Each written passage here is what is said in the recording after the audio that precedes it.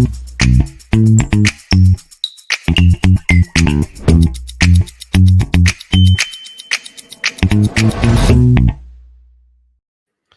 everybody, welcome back to HPC Tech Shorts, the HPC engineering water cooler here at AWS. I'm joined this week by Alex Kimber in London, which is really nice for a change to have somebody here locally. Hey Alex. Hey, thank you very much for having me. Alex is a principal solution architect in our global FSI team, looking after all of the banking and financial sector who use the cloud. And he's also the person that I go to the most when I have questions about trying to understand what FSI HPC looks like and how it works. You've been working in this industry for like a long time. I won't say how long, otherwise people will start counting your gray hairs. And comparing to mine. I think LinkedIn spoiled that illusion. Yeah, that's right. But you had a particularly interesting perspective on all of this. And more to the point, the way that you were speaking about it, you were kind of drawing some big story arcs over time about how HPC's evolved in terms of its role in FSI, supporting decisions or simulating outcomes. And and they often say that history doesn't repeat; it often just rhymes.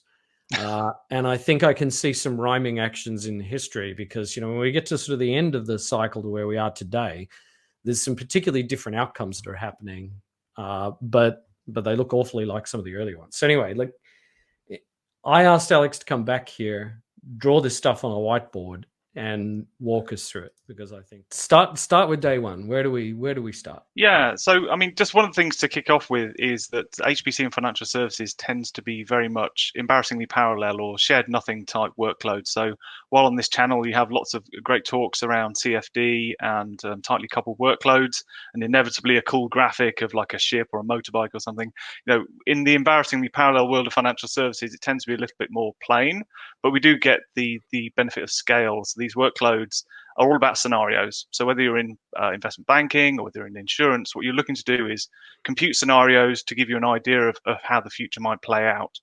Traditionally, that's one of the best things about that is that we can because it's not tightly coupled, because we don't have a lot of the constraints that we have with tightly coupled codes and all or nothing provisioning, and et cetera, we can make some very creative about solving some problems. Yeah, so exactly. I mean, so for example, when I was running some of these systems here, if you look at day one here, everything started on spreadsheets, and that was the simple solution to the problem. They quickly became pretty constrained, single threading, very limited memory at the time. So if you want to run 10,000 scenarios, you kind of have to do them in series. And are these traders doing these kinds of? Generally speaking, yeah. I mean, certainly in investment banking, it would be traders, trying to manage their portfolios using spreadsheets and trying to get a picture of their risks so they can hedge their risks and try and avoid problems in the future. Increasingly, regulatory demand came into this as well, but yeah, it's mostly traders. Okay, and then we moved from we evolved past day one, and we got rid of our 90s haircuts and. Yeah, so this is about when I came into the industry. It was just at this point where spreadsheets were still the sort of primary tool, but they'd gone past the capabilities of single machines, and they started, in terms of what you said of creative solutions, just kind of parallelizing some of these workloads. So again, if you had those 10,000 scenarios, maybe you could spread them across 5 machines. And again, because they're shared nothing, it's quite easy to do. You can go to kind of take the first 2,000 scenarios, give them to machine A, next 2,000, give them to machine B. And so it scaled out pretty predictably. But the challenge was there's only so many workstations you can fit under your desk. And so, they needed to find better solutions. Wow. And so this was literally, somebody might be sitting at a desk with 5 workstations underneath, 5 monitors, and actually just flipping between them and just doing a parameter sweep by putting different ranges into different. Exactly. Yeah. So pretty much that sort of brute force approach. My God, that's bonkers. Anyway, I've seen grad students do that in CFD labs, so I shan't be too surprised. Yeah, so at this point, this is where I got much more involved. So I used to help run some of the infrastructure for this, and then started joining some of the teams because they had a lot of infrastructure. They started moving away from those underdesk PCs into this data center. Servers are much more capable. It meant they didn't have the constraints of how much power and cooling they could fit under their desks. And this is where these clusters or farms is another term that's used started to explode. So the first farms that I was deploying were sort of 10, 15 machines. Quickly, we were deploying in hundreds of machines at a time. They grew very rapidly. But the challenge they had is, well, not so much a challenge, but it was, I guess, a design decision at the time was each business line would typically have its own separate farm, which for them was important because they wanted predictable capacity. They wanted to know that if they were paying for these 200 machines, that they were ring fenced and they were always be available for that business.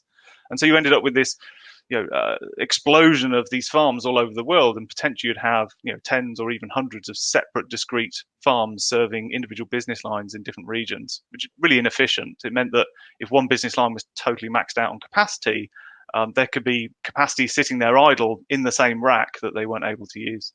That's okay, and that's we've seen that in all sorts of different places, not just in FSI. We've seen that kind of partitioning problem. How did Yeah. they get the jobs from the laptops or the desktops into the queues and onto these farms? How did that work? Yeah, so at this point, they're probably still using Excel. I think there was a lot of pressure to kind of move away from Excel about this time. The regulators were quite nervous about the auditability of Excel as a front-end system. So it was just transitioning at this point away from Excel with plugins that allowed them to generate the partitions of scenarios and put them into queues. And effectively, the compute nodes on the back end would just have a greedy process that pulled from those queues.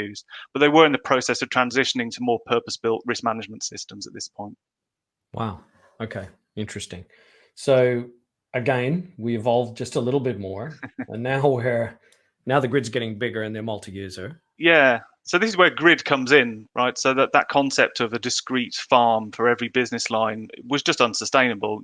Some of these clusters were getting really very large, and the utilization levels were really very low. Maybe 10 to 20% would be a good benchmark, which for infrastructure that costs tens of millions of dollars a year is really unsustainable.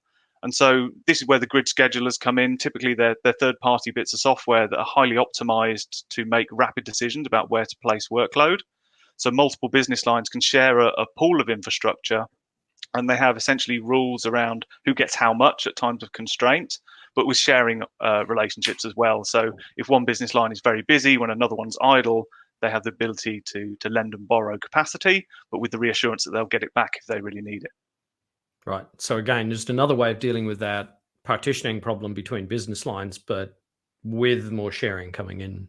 Yeah, exactly. And it just made the whole thing much more efficient. Your utilization rates at this point probably nudging 50%, which is, still could be better, but it's a considerable improvement. Dear me. None of this shocks me. There's so many parallels with every other part of the HPC world, by the way. Well, at this point in the story, AWS bursts onto the scene, and there's this capability to access capacity on demand in the cloud. And so, when you're looking at times of constraint, and that can be everything from overnight on a daily basis when you had to do overnight batch jobs, or it could be month-end processing, or in insurance if you need to refresh actuarial tables on a quarterly basis. The ability to burst into AWS is clearly very attractive, and also means that you can kind of make the most of the infrastructure you already have. So if you already have on-prem infrastructure, if you already have a grid scheduler, the ability to just kind of augment that without having to have more upfront infrastructure purchase was really helpful.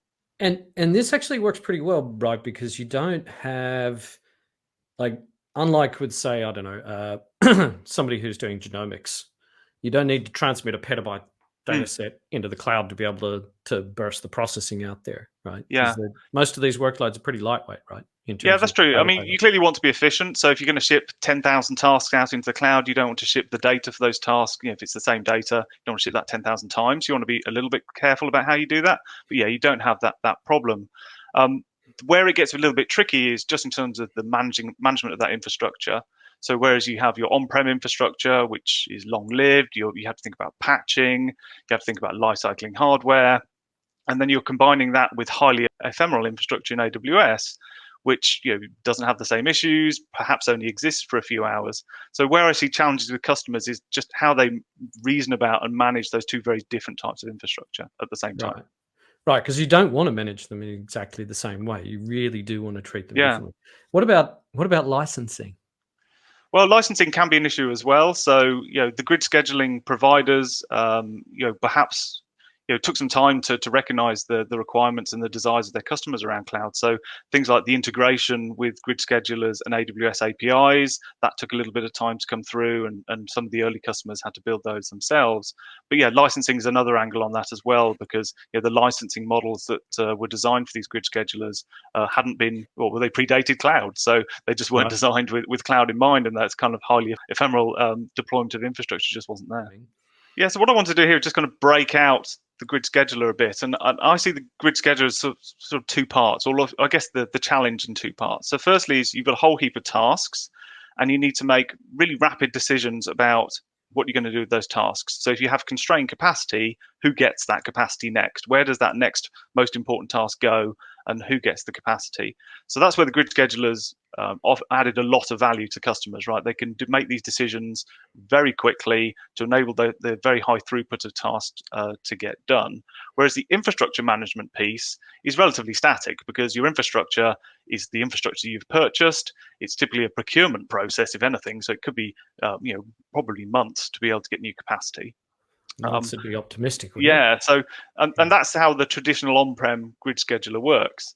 But if you scroll down to the next picture, you can have a look about what that means in cloud, because in cloud you still have a very large number of tasks to schedule, but you also have much more dynamic infrastructure. So the challenge of saying, okay, what's the next most important task that I can schedule, becomes slightly less relevant, because the answer is, if I have any task to schedule, why wouldn't I just create more capacity and just do the task? Right? Yeah, and It's just do it just, now yeah, as exactly. soon Why not as just I do it can. now? Yeah. And So the question is then really like, how fast and at what cost? Like, cost just becomes the only element. Like, which procurement model, and we can get into spot and other things, but what's the right cost model to run this task? But otherwise, yeah, why not just do it? Right, you could then prioritize your, and you've got it in the box here. You can prioritize your workloads and say, well, this workload needs to be done, I don't know, sometime in the next 12 hours. So I'll stick it in a spot queue, because it doesn't really matter when it happens, just as long as it does happen at Hmm. some point. And I'll just keep an eye on that queue and make sure that it's getting drained fast enough by the AWS spot market. But the rest of the other stuff that's super important, you can just do it in on demand and get it done right now. Yeah, exactly. Yeah, it's just because that provisioning model, instead of being weeks and months, is now seconds and minutes. I think that transparency that the cloud gives, gives a lot more ability for traders to make business decisions based on their, compute consumption. That was Yeah. always a challenge in the past. Is like, how do you link those things? It's much more transparent now. And this is where we go full circle. Yeah. So Um, this obviously echoes back to the early farm days, where you had discrete infrastructure per business line, because at the point where you can deploy infrastructure immediately and in a highly granular manner, then the whole concept of shared infrastructure really isn't needed anymore, right? There's well, no the cloud in is shared infrastructure in a well, way. yeah, I guess, yeah, it's inherently shared infrastructure, right? The Exactly. So largest expression of shared infrastructure you can imagine. yeah, exactly. So there's no sort of disadvantage in saying that each business line or each user can manage their own capacity, because they can do it at a highly granular level. There's no inherent inefficiency by having discrete pools of capacity for each business line anymore. And that then means that the prioritization decisions become a lot simpler, because you're not having to arbitrate between business line A and business line B, because they each have their own separate routes into the infrastructure. So again, it really simplifies the role of the scheduler. And again, I've drawn a queue in here. It might need some slightly more logic than that, but you can start to see how you can greatly simplify these architectures. So you just think about how fast and at what cost. That's really the only decision you need to make. Right. That is profound. And I mean, we can go to step 7. Day 7. God, it almost sounds like it's out of the book of Genesis. And on the seventh day, uh, and on the seventh day, FSI required serverless. I mean, is that where we go next with all of this? Yeah, I think there's a few things that are likely, and we're definitely seeing these trends with customers already. So serverless is a natural evolution of this, right? That highly elastic infrastructure is an immediate parallel to things like Fargate as a container technology, or even Lambda as an ultimate end state for this compute. But Mm. there's other trends we're seeing as well, things like the move of data sources becoming inherently available in the cloud. So rather than having to source from external providers, bring on-prem and push that data out into the cloud, like native data sourcing is another big trend. And the other one is the up and downstream systems. So I mentioned the risk systems earlier. Those are quite big beasts themselves these days. And if the cloud means that the grid is no longer the bottleneck, then it is natural to think about saying, well, actually, maybe some of those risk management systems move up as well and start adopting some of these similar architectures. Well, I want you to come back and talk to us more about some of these other Absolutely. models at some point. Serverless seems like an obvious one, and then we'll see where we go to from there. Thanks for coming today and explaining this, because this puts a lot of this stuff in context and gives us a roadmap in many respects for where we need to go to next. Sure, real pleasure.